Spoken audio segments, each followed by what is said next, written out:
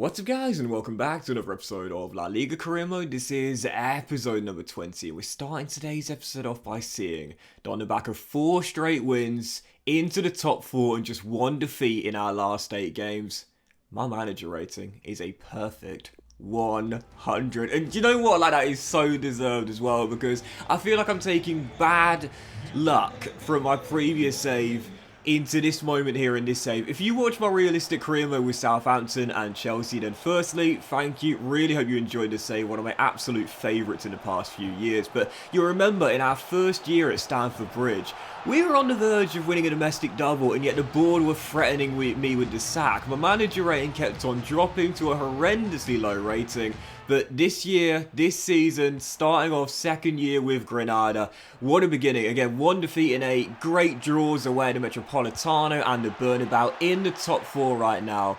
And 4 straight wins for Granada as well. Yes, finally things are starting to click with our lads from Andalusia. Still, first game of today's episode, aiming to extend the winning run to 5, taking on Real Valladolid, and I was thinking surely this should be a banker. Yes, we're away from home, but Valladolid, newly promoted to La Liga this season. Well, we fell behind early and could have been 2-0 down right before the break as well. Luis Maximiano making a great save low down to his right, keeping it at just 1-0 as we are still trailing. And in a game where we didn't play especially well, be totally honest here, I talk about this quite often. Sometimes when you're not performing at your best, you just got to find a way to grind it out and get yourself a result. Exactly what happens. 25 minutes on the clock, and Antonio Villar, brilliant dribbling once again from the Wonder Kid, offloads to Sugawara, and our Japanese right back gets his first goal, I think, for the club since we signed him way back in episode 1. 1-1 the final score, bailed out by our fullback. You see the stats here again.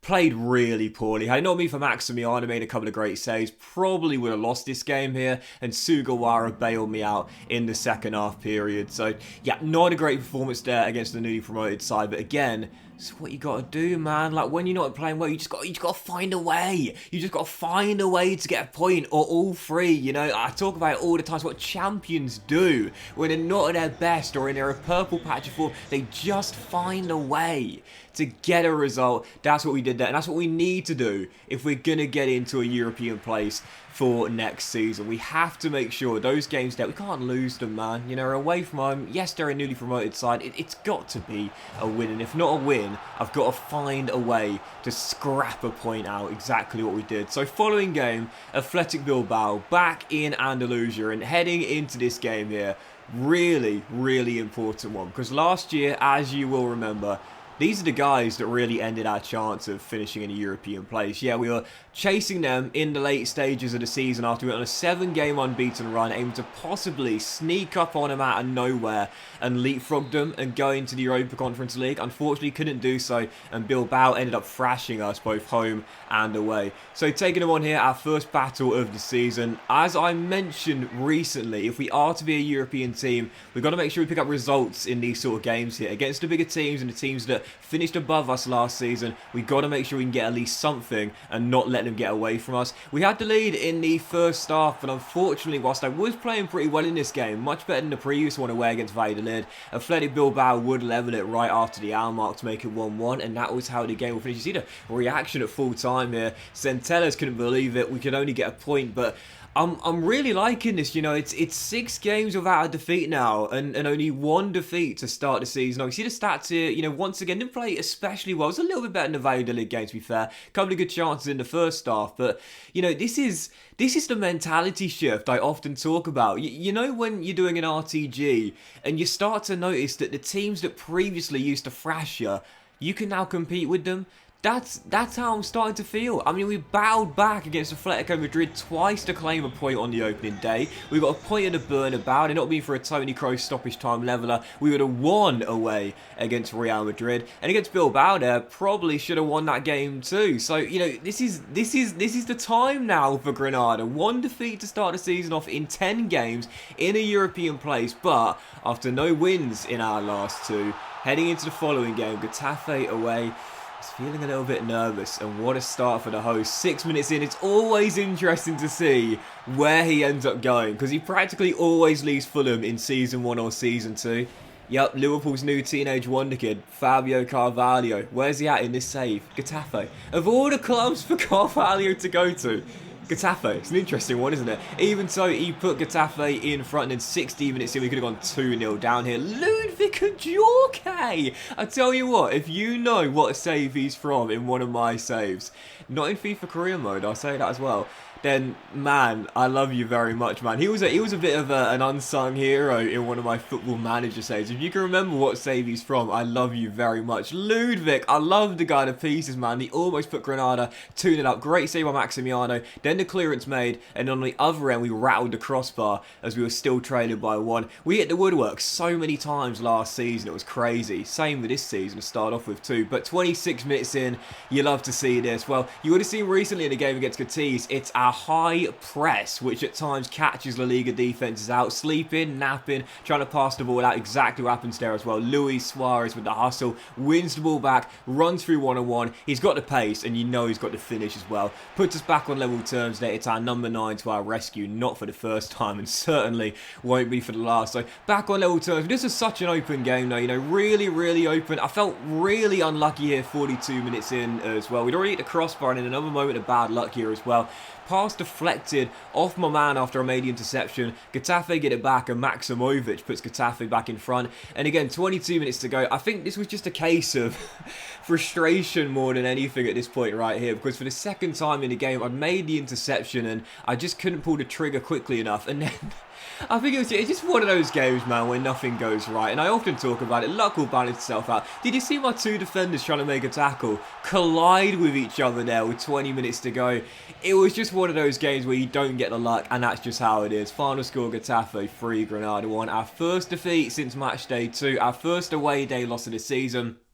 But to be fair, whilst it was quite an even game, it just came down to who made fewer mistakes and who got the rub of the green. In the end, that was Getafe, and that's just football, man. That's just how it is. That's why after the game, like, yeah, I was frustrated to lose the undefeated streak. 8 games without a loss. Really, really decent run. You know, very, very good start to the season, but that's why I wasn't too frustrated kind of final whistle, because yes, realistically we should be targeting winning that game, but sometimes that's just how luck is, man. Like, sometimes it just won't go in your favour, but as I always say, it will balance itself out. You know, you'll get the good karma eventually. Just got to be patient, and most importantly, trust the process. So following game, back home in Andalusia, and I was thinking, alright, okay, no wins in our last 3 games, there's no doubt about it. Our excellent run of form has been firmly ended.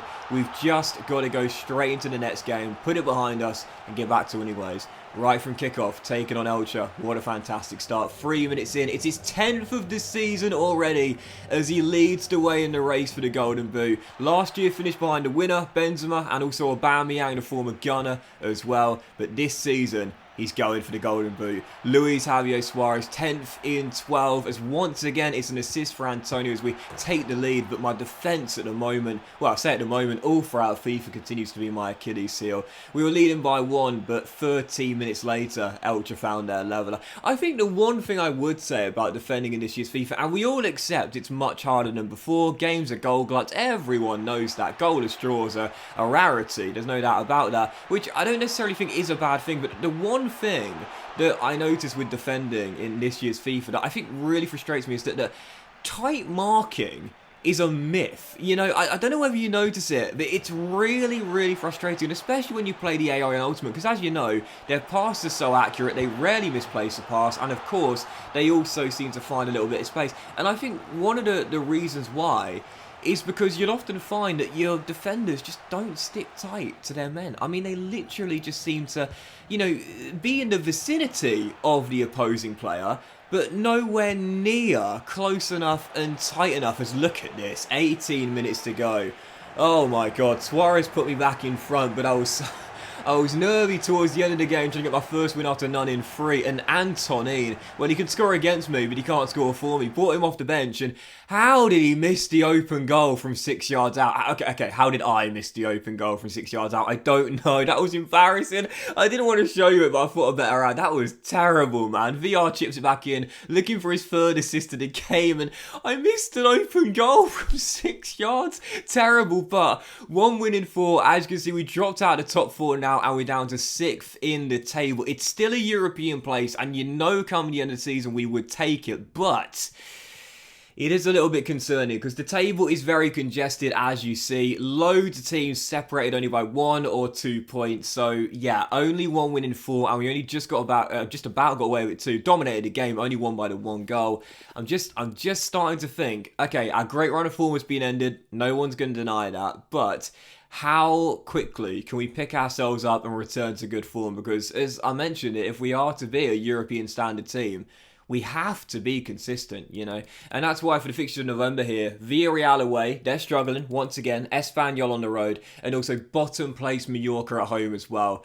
I've got to make sure I get a consistent run of wins going once again. So travelling away, Unai Emery's Villarreal for the final game of today's episode. What is going on with Villarreal in this save? I mean, Champions League semi-finalists in this season in real life. In the save, awful, absolutely terrible. It's really weird to see it because they've got such an amazing team with some good young talent as well. Yet at the moment, they're struggling mightily. But Unai Emery does know one thing. When he faces Granada, he's guaranteed 3 points. They beat us back-to-back last season, despite the fact we finished above them. And Gerard Moreno is a striker I can't stop.